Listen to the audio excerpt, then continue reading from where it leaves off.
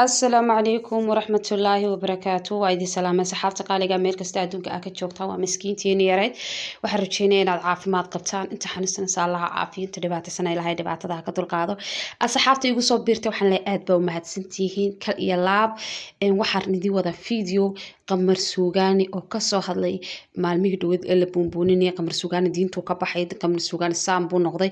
iyo waxyaabihi aad ku taqaaneen miidiyaha amba YouTube dadka qaar ee YouTuberada ah beenta isla wareejiya bal ayaa qamar suugaani ayaa kasoo jawaabay su-aashaas oo markaa dadkiisa ka qanciyey hees uu hore u qaadina layidhi erey maaragtay gaf ayaa ku jiro dembi ah bal qamar suugaani ayaa rabaa inaad ila daawataan oo markaa raaligelina bixinaya kana hadlaya isagu inuu qof muslina yahay kole waad ila wada daawan doontaan laakiin ka daaya dadka marna diinta aad ka saaraysaan marna aad kusoo diraysaan waxyaabo laga soo jirayba hadda miidiyaha ka socda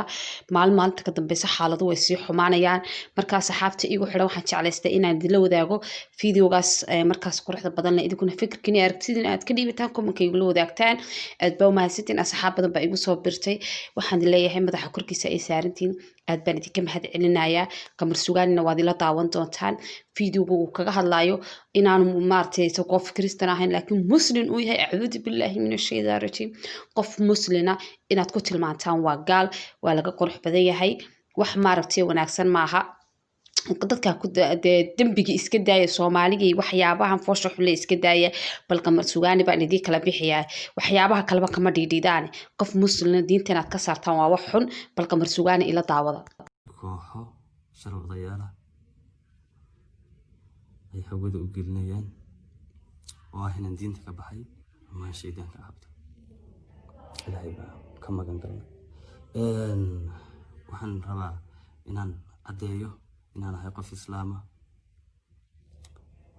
oo ilaahay iyo nabigiisa maxamed bajcal allahumma salli wa sallim alayhi ashhadu an la ilaha illa allah wa ashhadu anna muhammad waxaan rabaa sidoo kale inaan ka jawaabo heesta iyo sawirka sawirku kaliya wuxuu iga ahaa xirimaad ama style aan ku arkay sawirada social media lagu isticmaalo dadna sidaa darteed anaa nice ka samaystay oo sidii unana u xirtay videoga hees ama heesta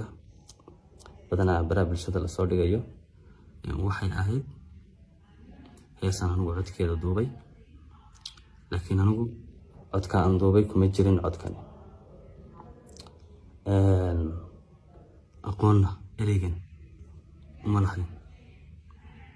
marka waxaan leeyahay insha allah bismillaahi kariim diinteenu maaha mid dhayaldhayala maaha mid lagu ciyaaro maaha mid qof islaama lagu dacaayadeeyo ama baraha bulshada iyo youtube-yada adduun iyo lacag yar oo kasoo asxaabta qaaliga waad ila soo daawateen qamar suugaani jawaabtii quruxda badneed uu bixiyey warniyo dadka iska daaya waxaan rajeynayaa videoga inaad ka heshaan ma rabi videoga inuu dheeraado waxaan idinkaga tegayaa assalaamu calaykum waraxmatullaahi